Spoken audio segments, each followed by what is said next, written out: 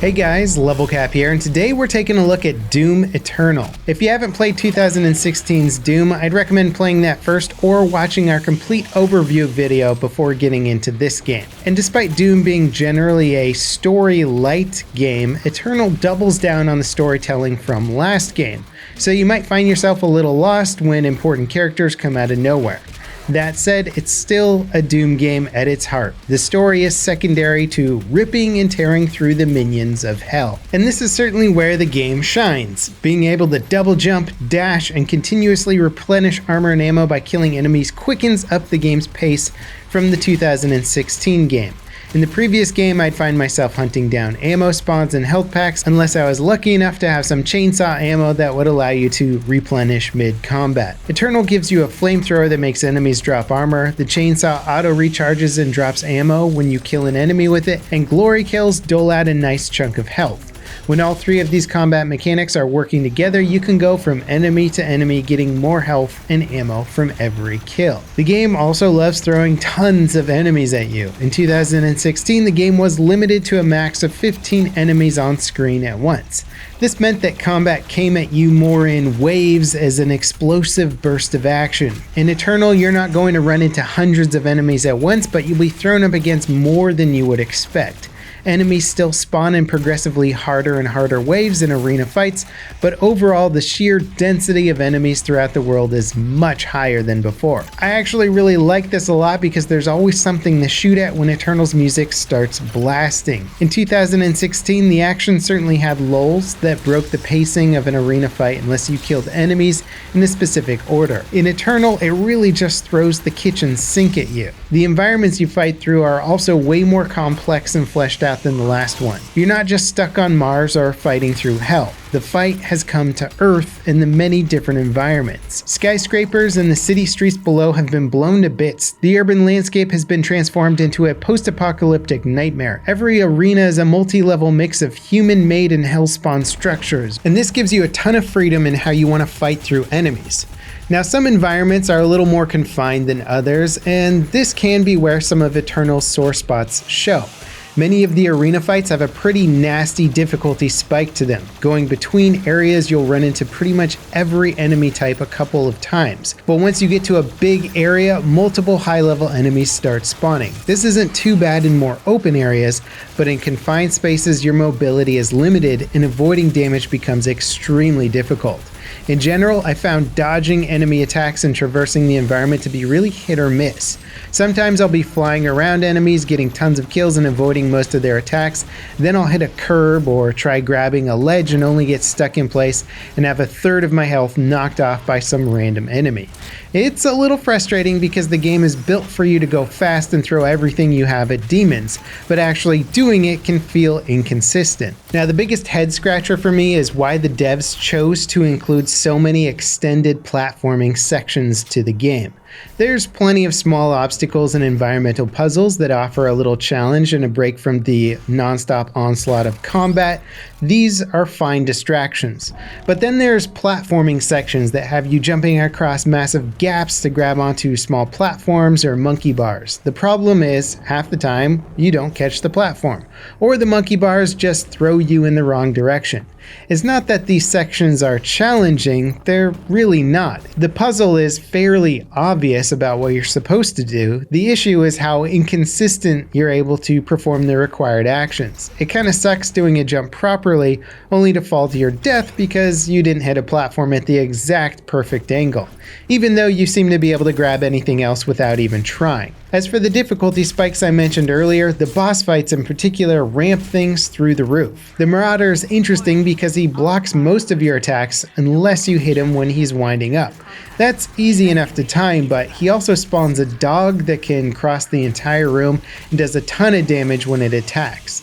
The fight throws some weak demons at you from time to keep your health and ammo stocked, but I was constantly getting stuck on ledges, running into things I couldn't see, and getting hit for massive amounts of damage by multiple enemies at once when I would do so. And what should be a fairly straightforward, or rather formulaic boss fight ends up feeling like I'm fighting the controls and mobility system more than I'm fighting the boss itself. Now that being said, I wouldn't go as far as to say that the fight is bad or cheap, because it's not. It's actually a challenging fight that took me several attempts to beat it, and when I did, it certainly felt great to finally win.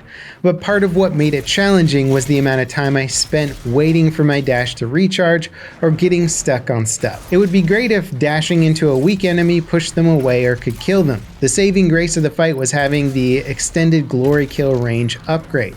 Even when I was waiting for my dash to recharge, I could still use the low-level mobs to avoid damage. Now, Eternal's upgrade system is pretty similar to 2016 Doom's.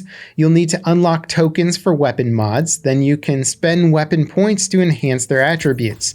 The Praetor suit can be upgraded with stuff like resistance to explosive barrels, faster ledge grabbing, auto map enhancements, and more. And finally, there's the rune system, which lets you equip 3 ability modifiers. As for what's new, there's a bunch of cool new weapon mechanics. The combat shotgun has an automatic mode that's just insane. It shreds enemies like they're made of paper. The super shotgun is back, of course, but this time it has a meat hook that lets you grapple onto enemies. Grenades have also been reworked to be much more useful. Keiko demons can be stunned by shooting a grenade into their mouth. Praetor suit upgrades can also turn the frag grenade into a massive area of effect attack. And because the chainsaw automatically regenerates over time, you can chain together all sorts of attacks in new ways. I think the key word that I would use to describe Eternal is challenging. 2016's Doom felt like a streamlined stroll through hell. Yes, I died a bunch to tough enemies, but the solution was always shoot them more, or try that room again, but this time don't use all your ammo at the start of the fight. In Eternal, every enemy poses a threat. Combat is more of a balancing act of doing damage, regenning health, and keeping your ammo topped off. The solution to a tough fight rarely is standing still and shooting it with a bigger gun. You have to be mobile, and you have to use all your tools to stay alive. When everything works, Eternal feels absolutely fantastic. But when it doesn't work, it can feel like you're getting slapped around for things that aren't necessarily your fault, but kind of finicky game mechanics or mobility design. Sore spots aside, Doom Eternal is a fantastic game. The new enemy gore system gives all the weapons this brutal sense of impact and makes combat much more visceral and engaging. You can see enemies deteriorate as you unload on them with your entire arsenal, and the game does a great job of putting combat before everything else. As for performance, I wish more developers were capable of this level of optimization. Eternal runs flawlessly, even cranked to max settings thanks to its dynamic resolution system.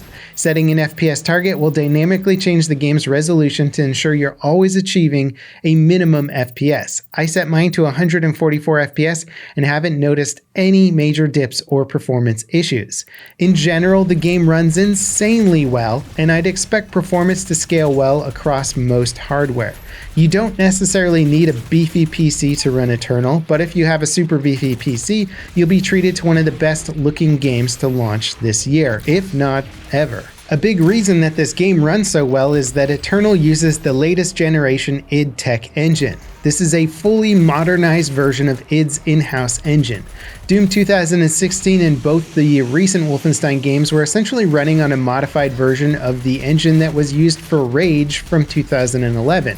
While that version of the engine is still respectable, it utilized something called mega textures that limited overall texture quality and geometry detail. Eternal features a ton of engine upgrades and optimizations, the removal of mega texture systems, a 1000 FPS cap, better CPU utilization, and support for gameplay areas that are double the size of the previous engine. If you're into engine tech, Eternal is running on one of the more advanced and optimized engines out there. And it's clear that this new tech opened up a floodgate of creativity from id just looking at how detailed and complex every area of Eternal is. Even the hub level has a ton of cool details and impressive architecture. Now, all things said so far, I'm about 1/3 of the way through Doom Eternal, and I'm already sold on the game. It's a more challenging but also more rewarding Doom game than we've ever had before. Enemies aren't just cannon fodder, but they're real threats that you can't ignore or not pay attention to. The game also fleshes out the lore of the franchise into something that's a little more coherent. Doom 3 did a decent job of engrossing the player in an otherwise straightforward story. So far, Eternal is doing a great job of it as well. Much of the storytelling is told by the environment. You see the effects of the demonic invasion firsthand. Skippable cutscenes and voiceovers fill in the gaps between areas, giving you hints at the much bigger story happening as a backdrop of the events of the game. The story never slows you down though or gets in the way. Doom Guy is as annoyed by everyone trying to talk him out of saving the world as you are. He brushes everyone off and gets down to business, so you're free to rip and tear as you please. Anyway, that wraps it up for this video. If you guys are interested in more Doom Eternal content, let me know in the comments section down below. And as always, thanks for watching guys. I'll see you next time. This is LevelCap signing off.